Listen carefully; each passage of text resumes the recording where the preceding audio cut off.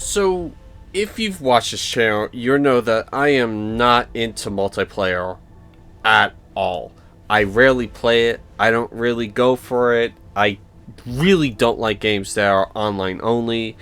And so I'm just not a multiplayer gamer at all. I'm into single player, campaign, offline experiences.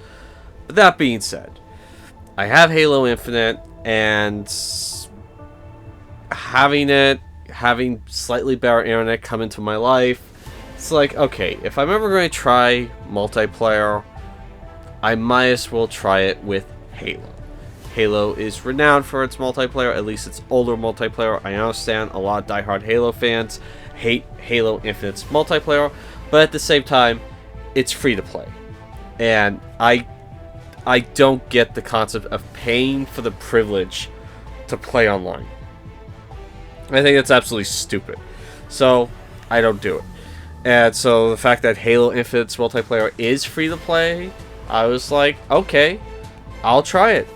And I started playing for a while, and full disclosure, I am a noob. I have no idea what I'm doing, and I died a lot. So I started watching hints, tips, tutorial videos on how to get better at Halo Infinite, and over the course of watching all these videos, I found that a lot of the suggestions that these pro players were making were kind of obtrusive to new players. Like, yeah, that'd be great if I was a Onyx player, but I'm not. I'm a Bronze. There's a tier system in Halo Infinite. Bronze is like the lowest. There's like Bronze 1, 2, 3, 4, 5, and then there's Silver, and I think there's Gold, and I think it goes to like Platinum maybe, and then Onyx. I'm not familiar with it, and obviously the fact that I'm not familiar with it shows that I am a casual novice type player when it comes to Halo multiplayer. But upon watching all of these hints and tips videos, I actually found tips that helped me greatly to, at the very least, start having fun, enjoyable experiences in Halo multiplayer. Now, this is not a hidden tips video on how to become the best player out there, how to never die. I'm not going to give you promises like that. This is, hey, do you suck at Halo? Here are some tips that will help you not suck as much. You're still going to suck, but you'll at least have a fun time doing it if you follow these tips. So, let's get into it. No scope.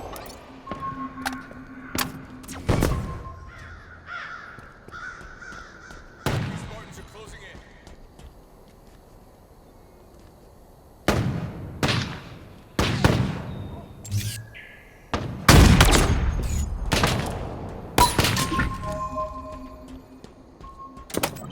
Drop wall acquired.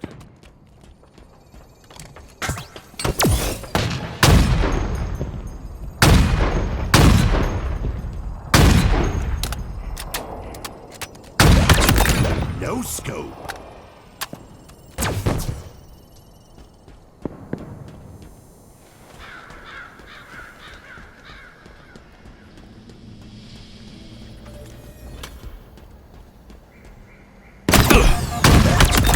No scope. Killing spree.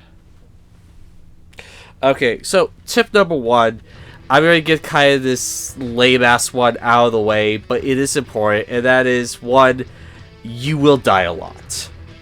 And yeah, I know you're thinking, okay, I'm just shutting this off because I already know that.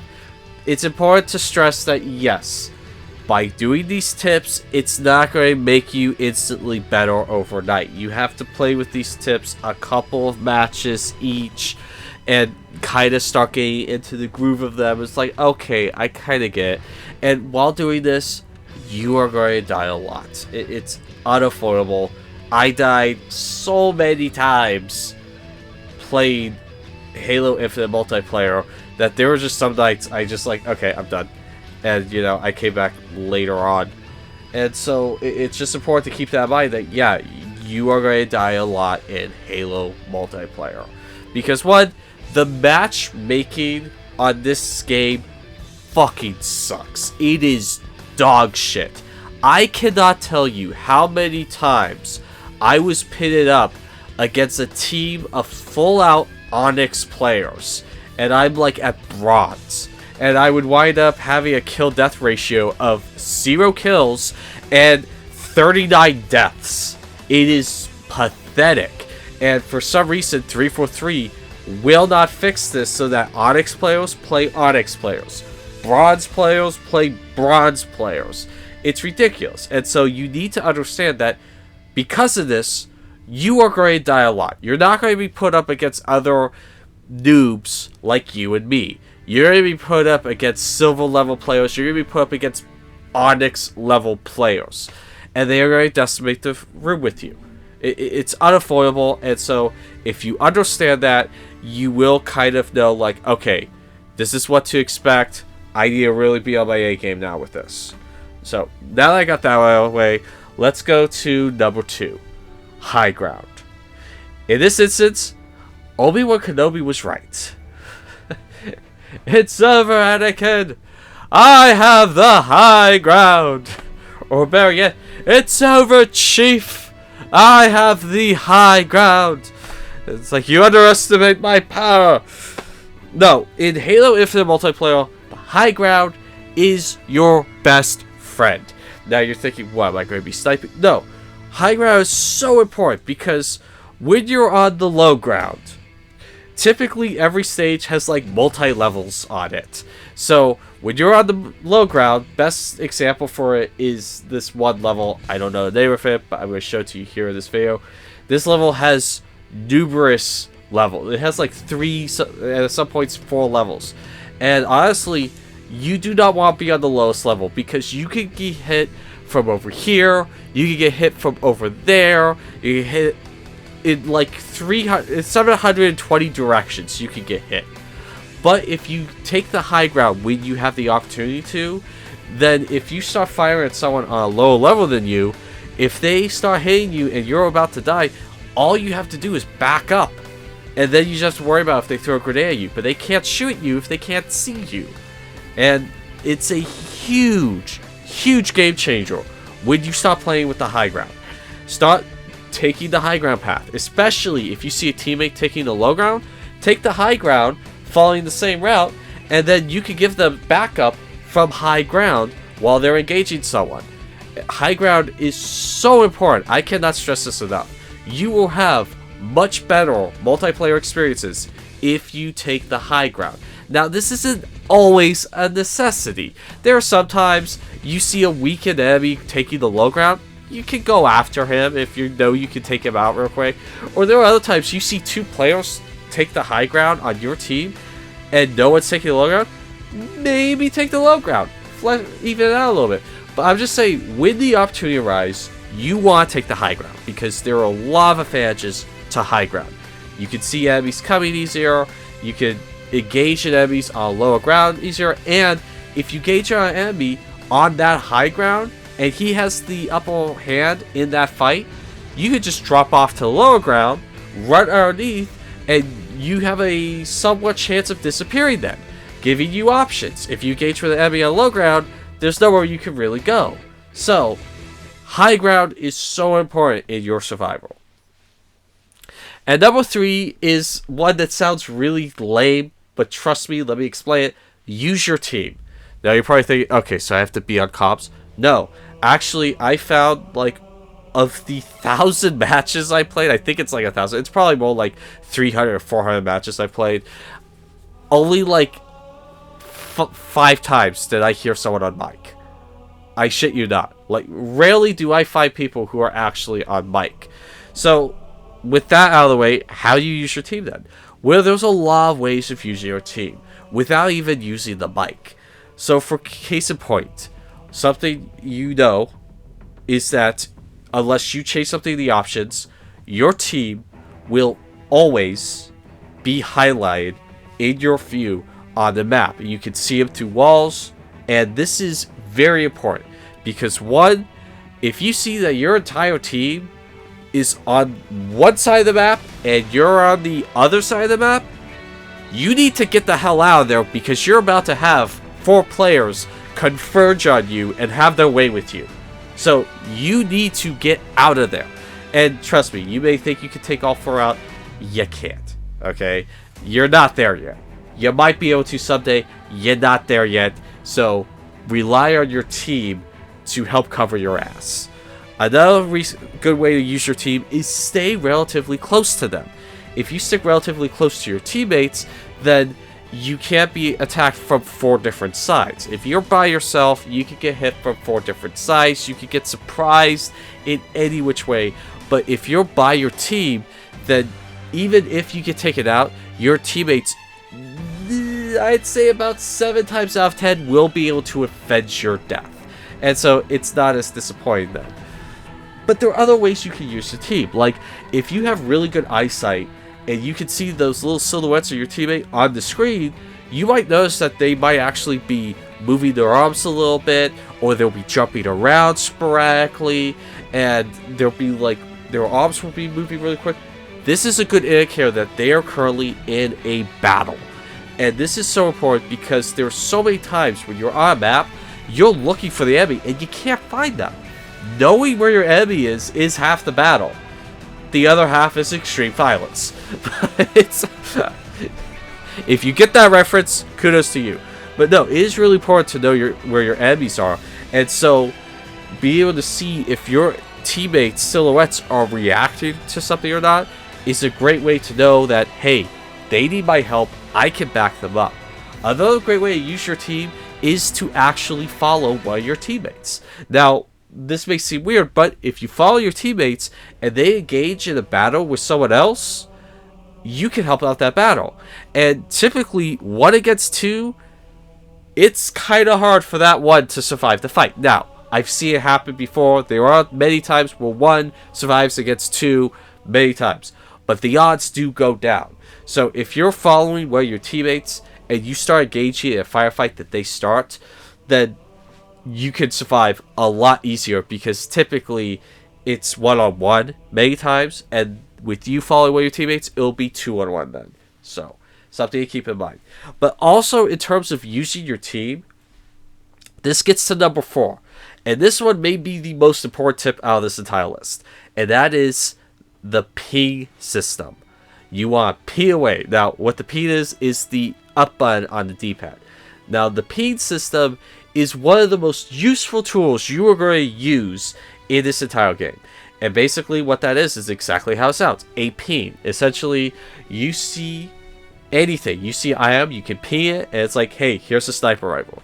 Or if you see a location that you see an enemy on, if you successfully get that ping to land on the enemy, you'll see a red diamond appear. Everyone will see a red diamond appear on their field file, and they'll know, hey, there's an enemy there. Sometimes you'll see a number with it, like, oh, there are 2 enemies there. But even if you can't get the ping right on the enemy, if you see an enemy in an alcove or a room, ping the room, and you'll let all your teammates know that, hey, I saw something there. Be alert. Now, this may not seem important, but trust me, I have seen games flip the balance because one team knew how to effectively use the ping system. I have literally helped switch the tide of battle because I was pinging out every enemy I could see, and I was able to help my 3 teammates know exactly where the enemy was, and I gave them an advantage in battle. And so you'd have a 3-on-4 battle with a 3-1 because I was pinging everything I saw. So if you're dying constantly in a multiplayer match, find high ground and just start pinging away. Start pinging away any enemy you see, because even if you ping an enemy and you die, all your teammates will know where that enemy is. And so you're still helping your team regardless if you're not getting any kills or not. And the ping is so useful. I would say that the ping, if a team knew how to use it properly, could outmatch a team that was all on comms. That's how useful the ping system is. And speaking of remembering to use that important piece of equipment, number 5, remember that equipment is there. And there are some really useful pieces of equipment. Now, I constantly forget that I have equipment, and like you have a grappling hook that can help get you out of a dangerous situation, or help you clear a large path that would normally be hard to clear without anyone noticing. You have drop shields that could really give you a couple of seconds of reprieve to lay a couple more hits on an enemy. All the equipment eventually is super helpful in any multiplayer match, and if you know how to use your equipment properly, that will give you another little edge in battle. Now, number 6, this one may seem like I'm shilling for 3 for 3 a little bit, but you should think about grabbing a battle pass. Now, this isn't going to help you any with how you play multiplayer, but at the same time, it will give you a good incentive to keep playing. Because if you get a battle pass, like the winter update gave you a free battle pass. Now, I don't know if that's going to remain free after the season ends, which will be in March. They may get rid of that free battle pass. But the winter update had a free 30-tier battle pass. And so I played it, and I found myself playing Halo Infinite multiplayer more than I normally would without it. And the battle pass is a great incentive to keep you coming back for more, because it is multiple tiers that you have to level up to, and it's like a lot of times I'll find that I'm only like 200 points away from a 1,000 point level up, and it's just like, you know what, I could do one more match, and that one more match can increase your survivability greatly. That one more match to get to the next level will make you play slightly more than you normally would if you just didn't use any of the battle passes. And also, the pay battle passes are actually a good deal when you look at them. It's 100 levels for about $10, $9 if you have Game Pass Ultimate, but $10 if you don't. And you get 100 levels of challenge swaps, XP boosts, credits, and cosmetic items. And so roughly, like, the math comes down to like 10 to 15 cents an item, which is a pretty good deal when you think about other DLC items that game companies have made. So you might want to consider grabbing a battle pass, because it will give you more incentive to, play more. And then the challenges that you get with the battle pass and the weekly prize also are a good incentive to help you play in different styles. Like, hey, you need to get 7 headshots, so that'll make you try to get more headshots, and trying to complete the challenges will improve your game considerably if you can successfully defeat all these challenges on a regular basis. Now, moving on to number 7, a good starting mode for you in terms of multiplayer is Fiesta. Now, Fiesta is a game mode where basically you start off with 2 random weapons. Sometimes they could be the most devastating weapons in the game, the rocket launcher and the grav hammer, and you can just wreak havoc. Other times it could be kind of the 2 most disappointing weapons in the game, the plasma pistol and let's say the sidewire pistol. You get 2 pistols, and you're probably thinking, okay, so why would I play that? Well, the great thing about Fiesta is when you get a weapon combination you're not entirely comfortable with, go ahead and play with that combination, because over time, as you keep dying, you will start to get the hang of some of these weapons. And so originally, plasma pistol I was terrible with, but I started finding like little tricks I could do with the plasma pistol that was like, hey, if I use this as like a one shot, charge it up, fire it, and then switch to my other weapon while the enemy's shields are down, I can take out enemies pretty good with that. And like, there are some weapons like the Spiker, I believe it's called. They are almost unusable for a novice, a newbie. It's like you get one of those, it's like, okay, I don't need this. I always die with it. But if you can master that weapon, I have seen single players devastate the battlefield with a Spiker. It is like horrifying when you see a savant using a Spiker. It's just like they can do almost like trick shots off the wall.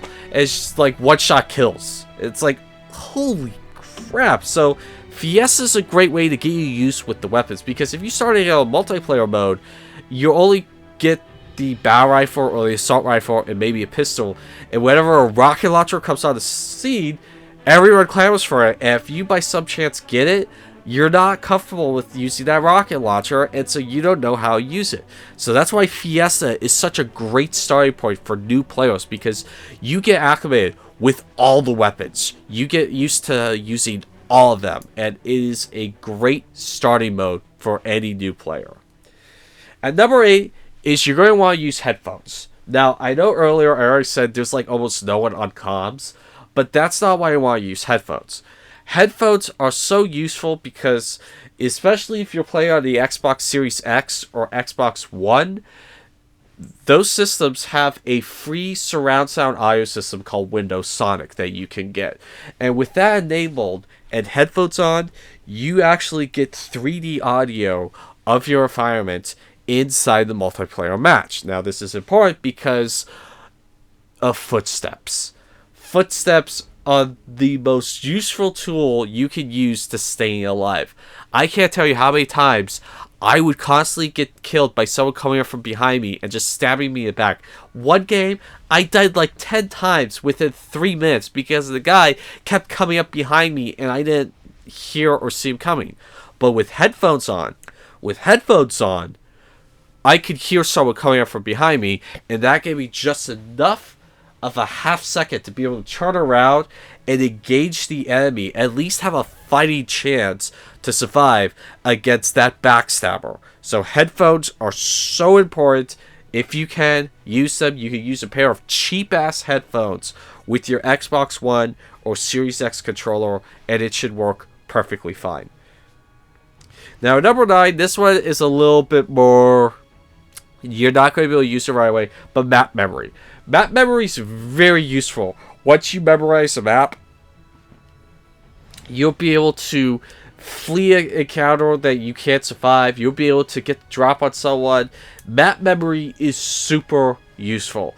And the only way to really get it is to play the map numerous times. I know that it feels like a cop-out, but just... I found that the more I started remembering where certain locations was in a map, the more I started surviving. And so it's like, okay, I know not to go here because this is a choke point, and everyone dies at this choke point. In a brand new map, I have absolutely no idea where I am, and I will die a lot. And so that's important to know that if you're on a map you're not used to, you're probably going to die a lot. At number 10 is walk, don't run. This was a game changer for me.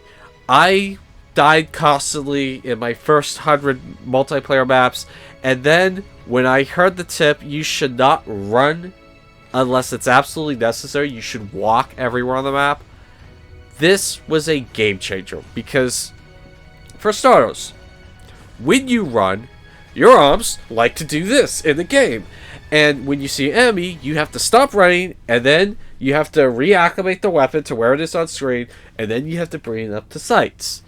If you're just walking, your weapon will already be at the ready, and you just have to worry about bringing up the sights. So, it gives you a huge advantage from aiming time delay if you're not running. But here's another important reason why you shouldn't run in multiplayer. And that is, if you run in multiplayer, everyone knows where you are at. You basically stick out like a sore thumb on the minimap. And if you walk, you will be invisible to the minimap unless you get within that really tiny reticle inside the minimap. Once you get within a certain distance, the enemy's going to see you. But if you're walking, you'll be able to travel a lot closer to your enemies without them noticing than if you're running. And plus, if you're running, your footsteps are super loud. Like, everyone can hear it. But if you're walking, your footsteps are far quieter. So, remember, walk, don't run. And then the last tip, this one seems like a no-brainer, but it's good worth reminding people. Don't go chasing the enemy. Sometimes, it's a trap. You know, you hit an enemy, and unless if you're right there with him, there's no point in chasing him. Because if he's 50, 60 yards away, if you go chasing him, there could be a trap waiting for you. And I died a lot because I went chasing after an enemy that I thought I had dead to rights, and no, I didn't. You basically don't want to bother if they are more than 10 yards away. If they're 10 yards away, maybe, but I would prefer like going after them if they're like 5 yards away. And so, you know, you don't want to go chasing. And so yeah, those are kind of my novice noob tips and tricks for anyone new to Halo Infinite multiplayer. This will not make you a master, but these tips will at least give you an even kill death ratio. I'm starting to find that I have like 7 kills, 10 deaths, which doesn't sound great, but compared to my like 1 kill, 29 deaths, it's a fast improvement, and I'm starting to enjoy the games a lot better now, especially when it's neck and neck. Like when I have a 7 kill, 7 death ratio, those are some of my most enjoyable, fun games that I've had. It's really cool, and I have blast with those. So anyway, my name's Chris O'Connell with 11 Hour Reviews. I hope these tips and tricks help you guys out, and that will be all for today.